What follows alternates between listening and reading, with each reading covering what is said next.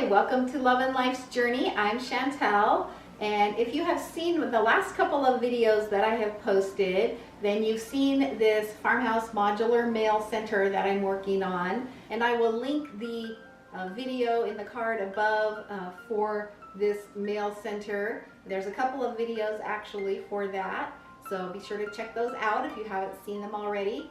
I'm actually not done with this. There will be a couple more videos for this because I'm going to make a few more modules and show you some that you could switch out if you don't, say you don't use the chalkboard or want the chalkboard and you'd rather have something else. I have 4 more modules, I believe, unless I come up with some more, that will be a part of this video series. So those will be coming soon. So be sure to subscribe if you haven't already and hit that bell so you'll be notified when I upload new videos. That's coming soon, but today's video is going to be this faux iron heart that I made from just a couple of things from the Dollar Tree, and I love how it turned out. It's so farmhouse. It looks a lot more expensive than it really is, and I love this as a decor piece for Valentine's. It's not blingy or red and pink. It's more subtle and fits in with my decor. I really like it. So I'm excited to show you how to make it. So let's jump in and get started. For this project, you will need 2 of these garden fence pieces found in the gardening section at Dollar Tree. Some craft paint. I think that this chalk paint from Waverly in the color of ivory works really well. And you can find this at Walmart. I believe it's about $4. You will need a hot glue gun and glue sticks. And some tools that you will need or that might be helpful are a box cutter, wire cutters, scissors, a paintbrush, sandpaper, and I would recommend a cutting board as well. First, we're going to cut the garden fence pieces out in some specific shapes to create our heart. So the first one that we're going to do is what I'm calling the main piece, and it's going to be the top of the heart. You can just use a good pair of scissors to cut this, but I did find it helpful to use the wire cutters in several places. Just the angle that you need to cut in some places, different tools work better. I even found that in some places using the box cutter to kind of score it before I cut it with scissors or the wire cutters was helpful. And then you just want to trim off any rough edges, and this is what the first piece looks like, or the main piece. Then you'll need to cut 3 of these X-shaped pieces with the arrow sticking out of one end. Unfortunately, you can't get all the pieces out of one garden fence. You will have to use the second garden fence to get your third X. You will need to leave 1 of the X pieces exactly like it is, and then the other 2 we're going to cut them apart. And the way we're going to cut it is just right down the center, but leave the arrow on one side. So you're going to have a C-shaped piece, and then the other one will be a C-shaped piece with the arrow on it. And so this is what it should look like. And you will do this with 2 of the X pieces. It's important when you cut these apart that you end up with the 2 C-shaped pieces with the arrows in them, so that they will sit this way with the arrows on the outside edge. So you will have 6 pieces total, and this is what they should look like. Once you have your pieces cut, you'll want to take your scissors and just trim off any rough edges or pointy edges and try to make them look rounded and more uniform. And I found that in some of the thicker places, the wire cutters worked well, but most of the time you could just use your scissors.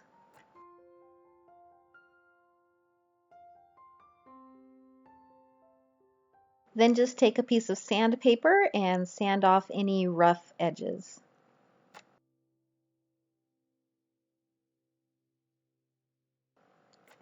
So I'm not sure what happened to the video of me gluing these first two pieces together, but you'll just take the big main piece and then glue the X on top of it with the arrow pointing down like you see here. You will want to make sure that your center line of the main piece and the arrow all line up in a straight line. Then you're going to take the C pieces that have the arrow on them, and you're going to lay the arrow part over the top of those curls at the bottom of that X piece. And you'll just have to kind of play with it till you get it in position. And I have the top of that C piece up against the main piece, and you just play with it till it looks symmetrical and you like the way it looks, and then just glue it together with your hot glue. One tip I have for you is to use a little scraper.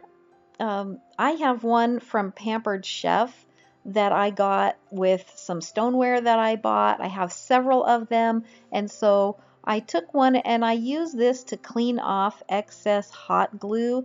This kind of helps prevent my fingers from getting burned, and it takes the extra hot glue off really easily. If you don't have a little scraper like this, I'm sure you can find something else around the house to use. I just had a lot of these, so I just used one of those, but probably even a little piece of cardboard or something would work. Next, we're going to close in the sides of the hearts by using those two C pieces that we cut, and I just lined them up on the heart. I put it so that the bottom curl is right up next to that curl of the pieces that we just put on, and then the top curl kind of goes over the top of the one that is on the main piece, and you just kind of have to play with it and line it up till it looks good to your eye and how you like it. It's not going to line up perfectly, but it really doesn't matter once you get it all painted and put together. The main thing is to just have the edges kind of follow a nice smooth line to make it have that heart shape.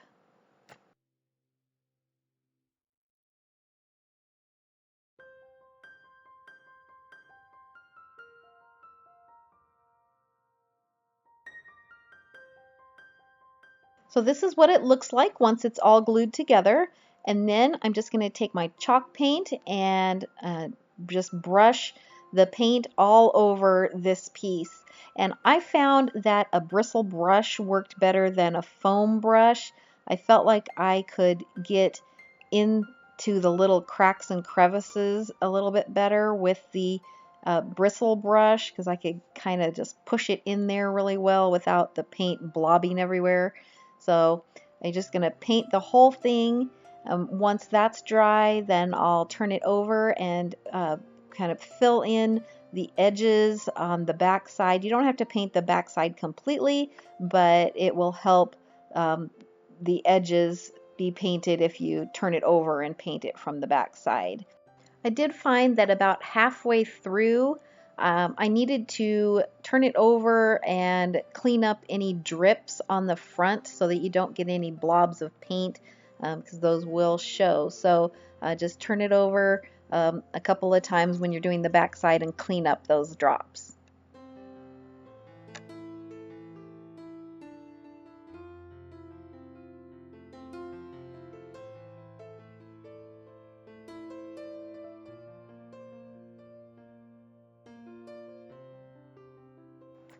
Once I was done painting the back, I did turn it over and I gave the front a second coat of paint.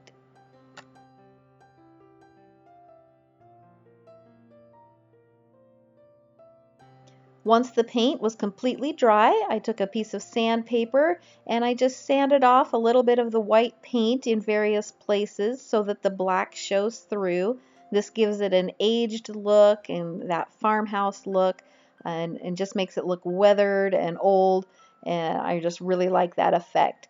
And so I just did that all over the heart. You can do that as little or as much as you like. If you accidentally sand off too much in a place and you don't like it, then you can just paint over that, let it dry, and sand it a little bit again. When you're all finished, if you like, you could spray this with a clear sealer. I would recommend using a matte finish so that it keeps that old look and doesn't look shiny. Then I'm just going to add a hanger to the back of this, and I'm just going to take a little piece of the scrap that I had left from the garden fence, and I'm just taking it from one of the little arched pieces and fitting it to that little center part, and I'm just going to hot glue that in the middle there, and then that will make a place for a nail to catch so that I can hang this on the wall.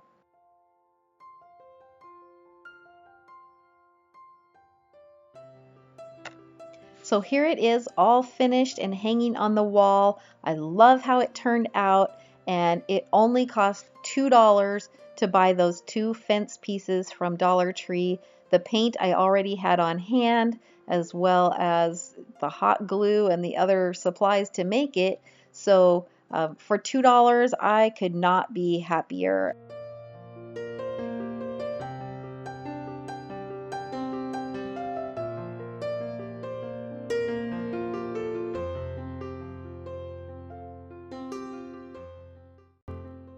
So I hope you liked this project. If you did, please give my video a thumbs up. It really helps my channel to grow. And thank you so much for watching and subscribing. If you haven't subscribed yet, please do so by hitting that subscribe button and then the bell when it pops up. That bell will make it so that you'll be notified when I upload new videos.